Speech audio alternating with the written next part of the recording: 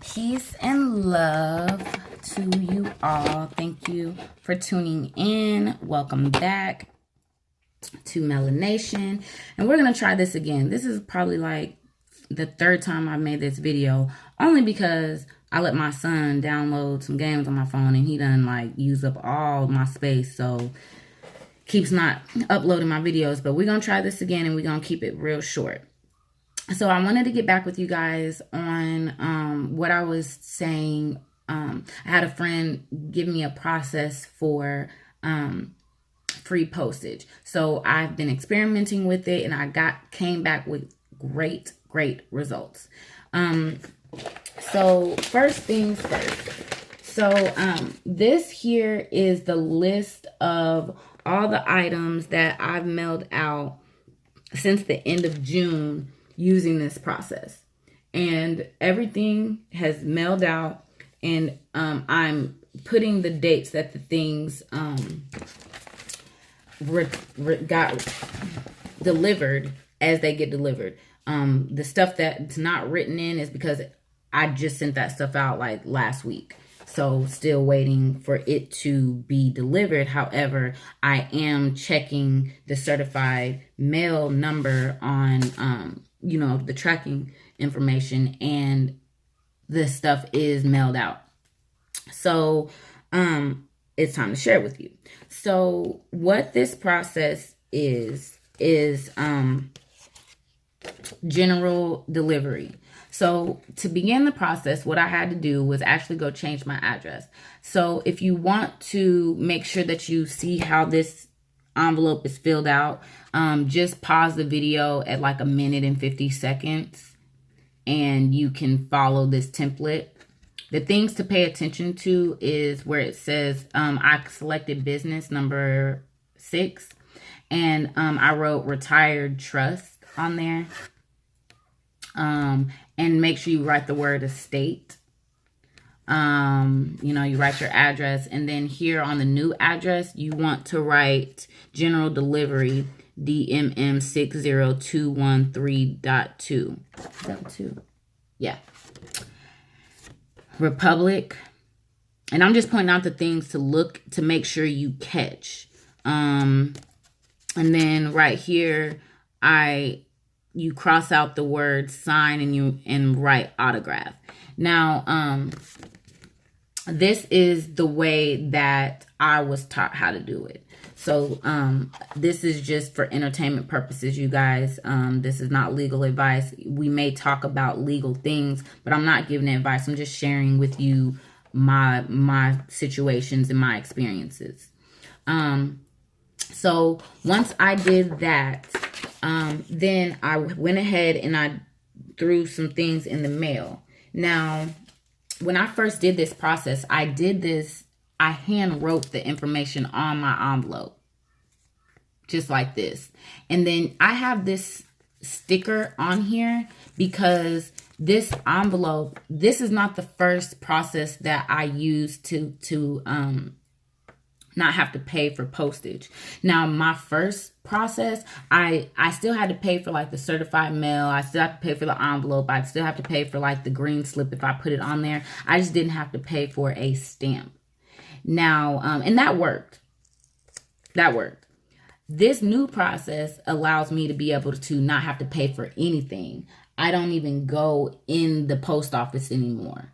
So to not have to throw away this envelope, I just took a label, I ripped it in half so that it was just this corner, and I wrote on there the same words, prepaid and tax pre-Q, that I wrote on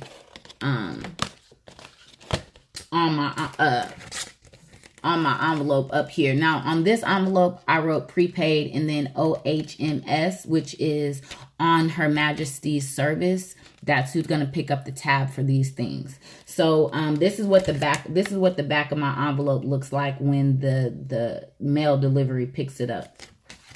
This is what the front looks like. I don't pay for any of this. I don't pay for this whole thing. I didn't spend a nickel or a dime on.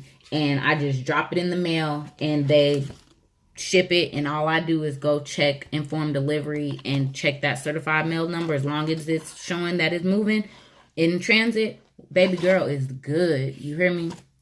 Now, some experiences that I had doing it, when I first mailed these off, when I first put these in the mailbox, the post office that's closest to me, they laughed at me, actually. I went and I checked the postage, and I checked informed delivery. I saw that these were not moving. So I went to the post office. I asked, hey, I sent out some mail the other day and it's not showing that it's sent. She said, how many things did you send? I said, about 6 or 7. And she laughed at me and was like, yeah, let me go get your stuff.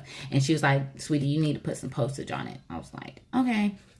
So I called my homeboy up like, I'm not sure what I did wrong. They gave me this all back. They didn't even know what I was talking about. So then that got us looking for the real general delivery. So a post office is not general delivery. There's a specific post office that's your general delivery post office. You will Google that. Okay, you can Google that for your area. Maybe I'd put in my zip code and say general delivery and put my zip code so they know exactly which general delivery post office you need to go to. But when I put that into the mail, because as you see here on the ones that I wrote in, general delivery, and that's at 74107. Well, that was not the actual general delivery. It actually was, when I Googled it online, it was this zip code. And so I went to that post office and asked them. They knew what I was talking about. They had me fill out a general delivery slip that just asked me why I was doing it, and it gives you some reasons as to why people do it, and I just picked one of the reasons as to why they did it as why I'm doing it. And really, and that was it, and I was done.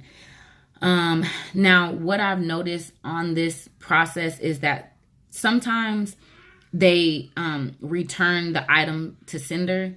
Like I'll send like 6 items and 2 of them will be, the other 4 will go just fine, but 2 of them, they'll return back to me. I just return it back to them. I just put it right back in the mailbox and they send it the next day. I'm not really sure what that's about.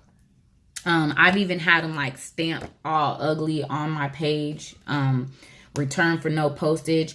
I just took one of these little stickers that I have, these white labels, and I covered up what she stamped and put it right back in the mailbox with the same certified mail number, even though that same certified mail number, when I checked it yesterday, it said return to sender. When I put it in the mailbox again, checked it later on that evening, it showed that it was in Philadelphia. So the same mail number still worked, even though they returned it the day prior. So that's just some things that I'm learning. Now, my homeboy said that,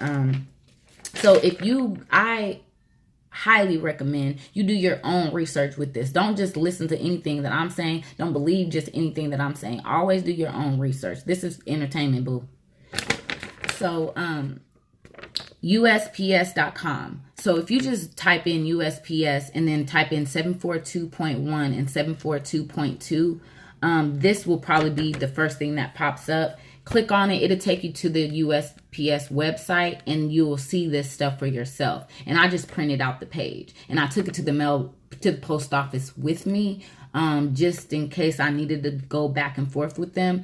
It didn't work. Like, even though I went to the post office, this is at the post office where they laughed at me. I brought this with me and they were just like, whatever. And, she was like, not at the USPS. I said, but it was on your website. She was just like, I'm like, these people do not know. They just know what they're told to do. They don't know everything. Obviously, she hadn't read the International Mail Manual. Like, why am I reading? And same with the county clerk. I had to read the county clerk manual to find out what she's supposed to do and not to do. Just so when I went in there to tell her what she was going to do, I was going to tell her, boo, that's in chapter 7 of the county clerk manual. I need you to read your own manual. Sometimes you gotta talk to them like that. But I didn't do that with her. It's because they don't know. But you need to know. Okay? You don't have rights if you don't know them. So you Google this, you'll see right there. And then you'll see where I got on Her Majesty's Service, OHMS. That's something that could be, they're telling their employees that sometimes they're gonna get mail from a foreign origin. Now, the foreign origin is the fact that you are non-domestic without the United States. Domestic or foreign. So you want to be non-domestic, so that you are, so they understand that they're going to be receiving mail that they're not used to, and it may not have postage on it. They need to act as if it's prepaid. So that is the law. That's the statute that we're standing on. That's their statute. This is the United States Postal Service International Mailing Manual, section 742.1 and 742.2. Google, do your own research. But I wanted to show you guys that because this is what my envelopes look like now, but they don't need to look like this for it to go. You can send it in a regular envelope that you write all up on, and it's still going to go. Even though they didn't accept it at the first post office, I took it to the second one and it mailed off. Here's my first green card that I got back doing this service. The reason why it's the first one I got is because I didn't start sending the green slips on my postage until like halfway down my process, because I didn't know I could get these free too. So you can actually go to USPS.com and order all of this. You can order these envelopes, these certified mail stickers, and these green slips at $0. You don't have to pay anything, and they ship it to whatever address you give them at no cost. So that lets you know that you're allowed to do this stuff. You just need to know what you're doing to do it. Now, this doesn't work for everyone as far as it being a comfortable or convenient process. But if it's convenient for you, and I know it saved me over $700 just from this list that I've done. Just from this list, because these envelopes are like $25, and then this is like $1.60, and then the green slips I want to say are like $3. So that's about $30 something, and each time I mail it, and I'm not paying anything. So that saved me a ton of money. Now I'm not afraid to make a mistake when I send things, because I know I'm not having to pay for the envelope just to be returned to sender, and then I have to pay for it again to send it again. Now I can make a mistake. I can afford to make a mistake. You feel me? And that's honestly, that's all I've ever wanted, is for myself, my family, my children to be able to afford to make a mistake. You know, those situations in life where you can't even make a mistake, or like your life is over. You know what I mean? So that, I'm excited about that. I wanted to share that with you. That is real. That works.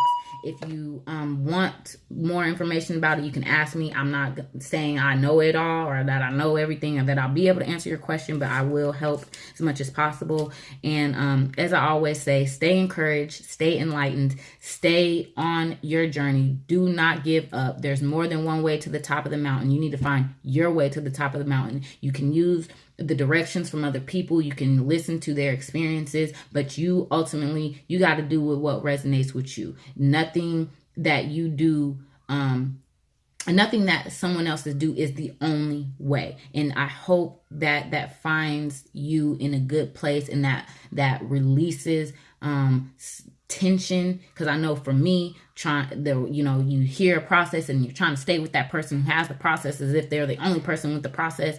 That's not the case. There's different ways. You just got to find out which one works for you in your situation. I have children, so I might have to do this. You don't, so you got to do this. So just understand that there's particulars and there's reasons why certain things work for some people and don't for others. If you do your own reading, you'll be able to know better what's going to work and not work for you. But that's all I have for you guys today. Thank you so much for tuning in. Love you. And until next time, stay up.